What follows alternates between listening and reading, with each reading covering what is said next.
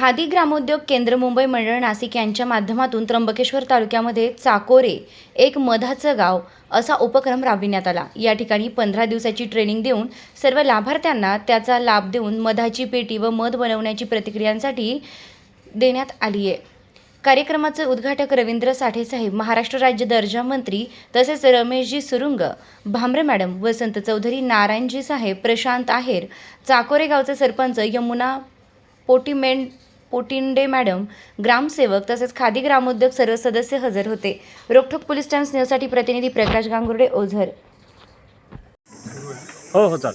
आज इथे चाकोरे गावात महाराष्ट्र राज्य खादी आणि ग्रामोद्योग मंडळाच्या वतीने जे मधाचे गाव घोषित झालेलं आहे, त्या गावात मधाच्या गावाचा दुसरा टप्पा म्हणून आम्ही इकडे जे स्थानिक मधपाड आहे त्या मधपाड्यांना मधपेट्यांचं वितरण करण्यासाठी इथे हा कार्यक्रम योजला होता। आणि इथेच माहिती दालन केंद्र पुढच्या काळात होणार आहे।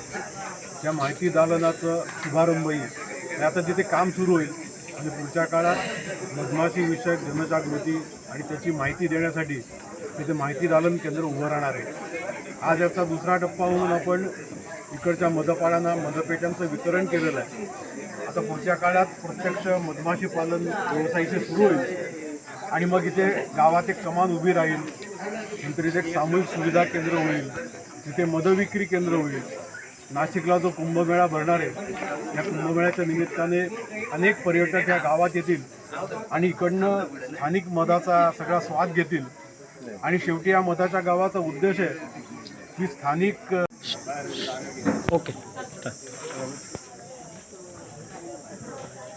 हा रोजगार उपलब्ध करून देणं, त्याच्यासाठी हा खरा मधाचे गाव हा महाराष्ट्र राज्याचा खादी मंडळाच्या वतीने आम्ही उपक्रम राबवतोय। आणि त्या सर्व उपक्रमाला मुद्दाम म्हणून शुभेच्छा देण्यासाठी, सर्व गावकऱ्यांना भेटण्यासाठी आज मी स्वतः आणि आमचे सर्व अधिकारी मुंबईत उपस्थित राहिले।